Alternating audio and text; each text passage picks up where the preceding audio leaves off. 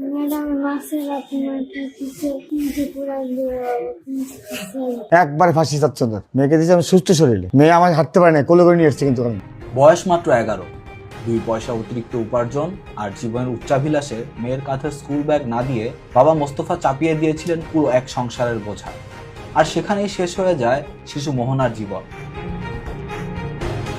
সামান্য ভুল হলেই ধমক, লাঠির আঘাত, চুল ধরে টান, এমনকি গরম খুন্তির ছ্যাঁকা দিয়েও পুড়িয়ে দেওয়া হতো সেই ছোট্ট শরীরটা। ম্যাডাম মাসের আপনার কিছু পুরা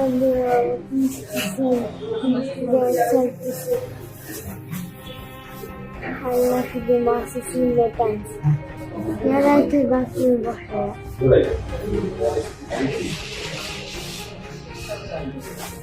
শরীর জুড়ে জমে ওঠা পোড়া ক্ষত আর আঘাতের দাগের সঙ্গে সে বুঝে যায় গরিব হয়ে অন্যের ঘরে কাজ করতে এলে মানুষ আর মানুষ থাকে না।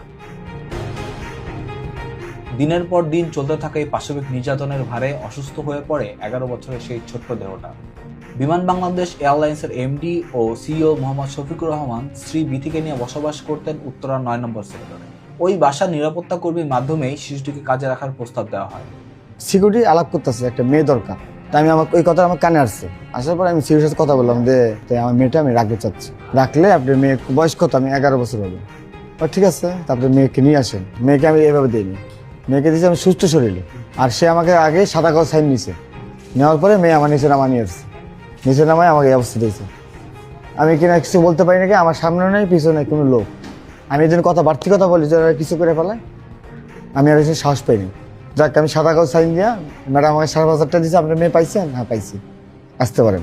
হ্যাঁ রিক্সা কো? রিক্সা রেডি, আগে রেডি। রিক্সায় উঠছি, মেয়ে আমাকে হাঁটতে পারে না, কোলে করে নিয়ে এসছে কিন্তু আমি।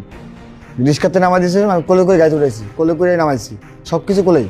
এই মতো আমি সুস্থ বিচার চাচ্ছি, যেন এই বিচার থেকে সারা বাংলাদেশের বড়লোক ঠিক হয়ে যায়। ফাঁসি, একবারে ফাঁসি চাচ্ছ না।